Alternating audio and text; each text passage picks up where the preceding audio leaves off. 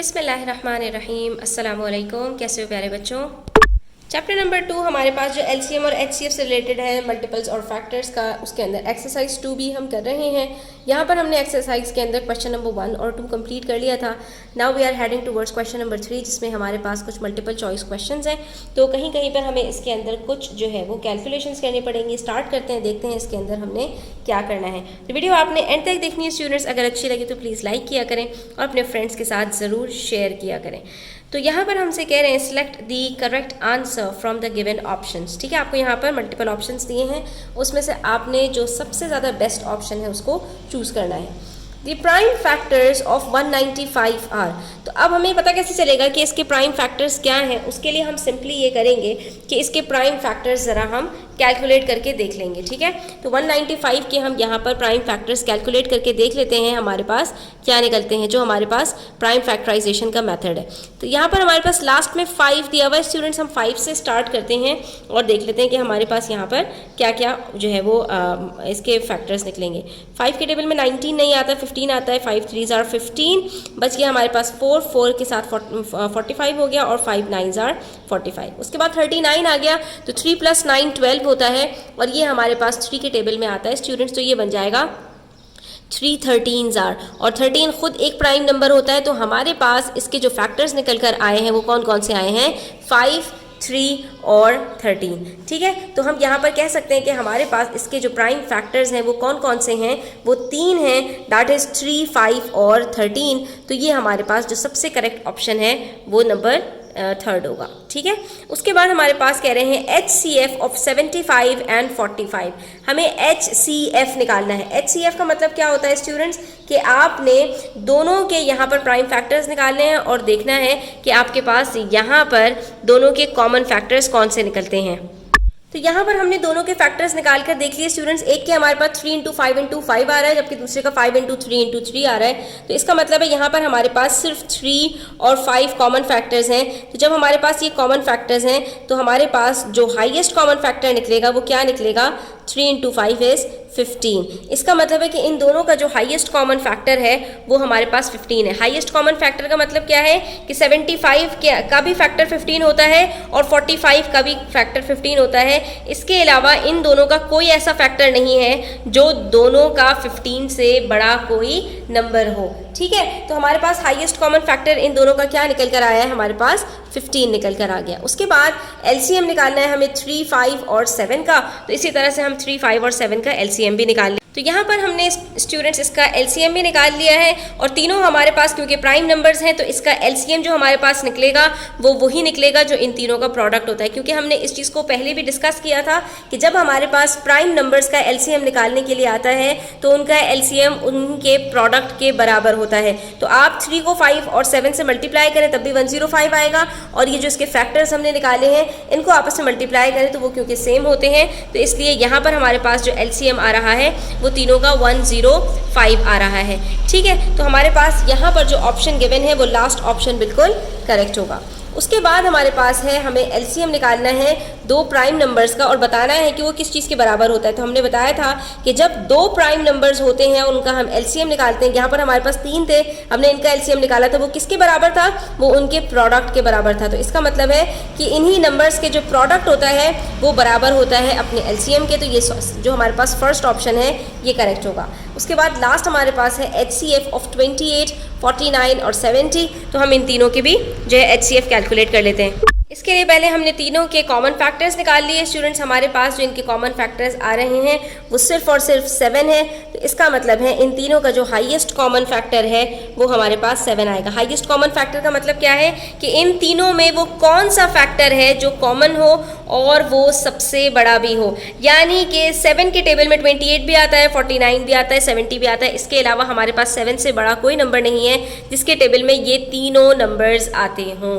ठीक है, तो ये आपको पता होना चाहिए कि हम जो हाईएस्ट कॉमन फैक्टर निकाल रहे हैं ये बेसिकली क्या होता है। ठीक है स्टूडेंट्स, तो हमारे पास यहाँ पर ये कंप्लीट हो गया।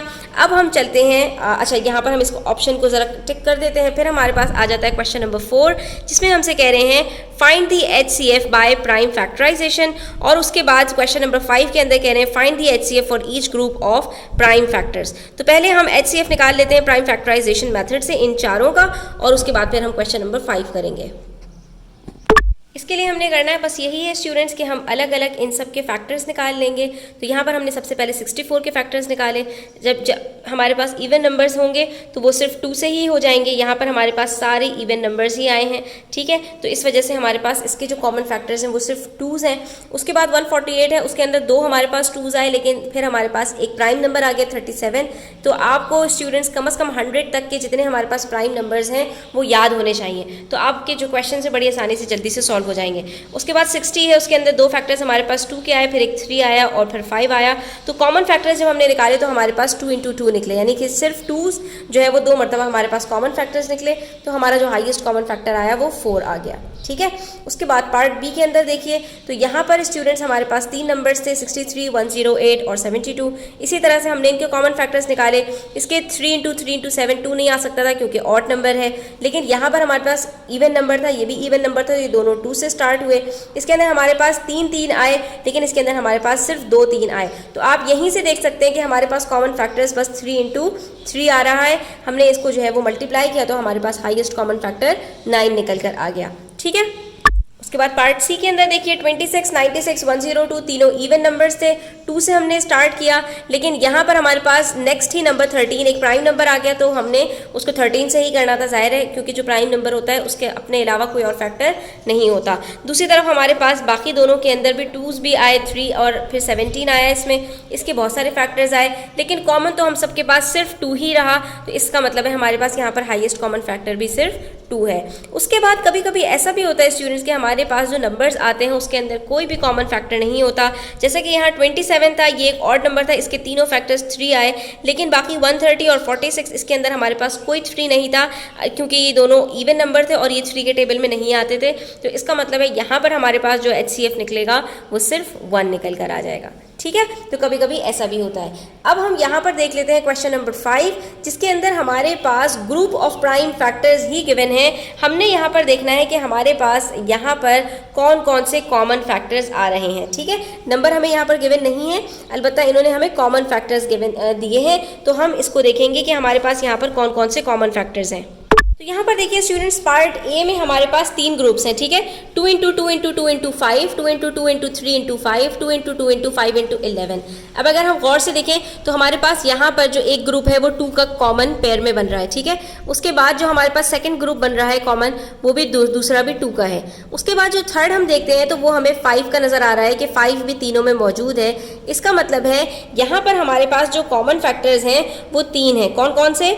2 × 2 × 5, तो ये हमारे पास बन रहा है 4 × 5, 20 हमारे पास हाईएस्ट कॉमन फैक्टर यहाँ पर आ रहा है। दूसरी तरफ हम देखते हैं पार्ट बी के अंदर कितने ग्रुप्स हमारे पास बन रहे हैं। तो पहला ग्रुप हमारे पास 2 का बन रहा है, दूसरा ग्रुप हमारे पास यहाँ पर 3 का बन रहा है, और तीसरा ग्रुप हमारे पास यहाँ पर 2 में 3s हैं, 2 में 5 हैं और 2 में 7 हैं। इसका मतलब है कि हमारे पास नेक्स्ट कोई और ग्रुप यहाँ पर कॉमन नहीं है। तो यहाँ पर हमारे पास जो कॉमन फैक्टर्स हैं वो 2 × 3 यानी हाईएस्ट कॉमन फैक्टर हमारे पास 6 आ रहा है।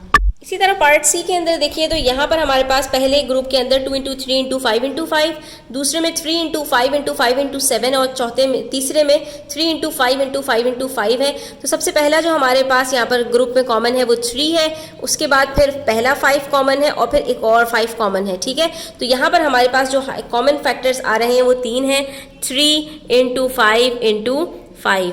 ठीक है, और इसका ये हमारे पास हाईएस्ट कॉमन फैक्टर बनेगा 125।